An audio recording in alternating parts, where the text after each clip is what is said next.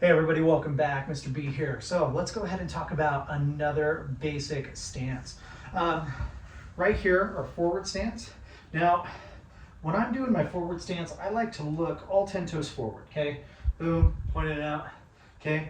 My front knee should be bent, my back leg should be straight, and I should be trying to press this knee out over my toes. So if I'm looking down at my toes, my knees should be covering them up.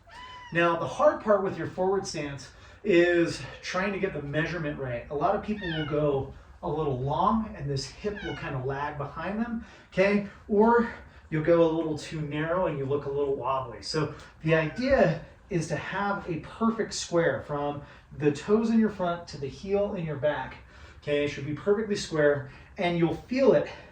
If this back hip wants to pull back towards that back foot, it just means you're too long. Finding that good square, that's going to make sure your forward stance is perfect.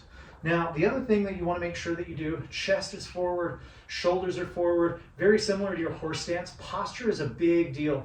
So just because that helps us with our breathing, make sure that our lungs are opening up, and it really makes us look like we're standing tall and proud, which is what we want in our stances. Now, our stances are our connection to the ground, which is what gives us our power. So we want to make sure that we just feel solid and heavy.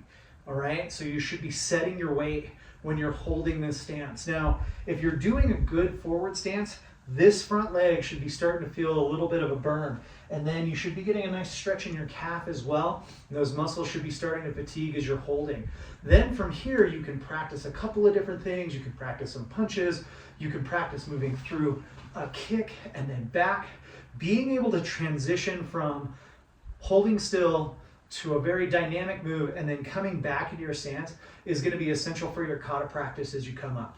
All right, guys, next time.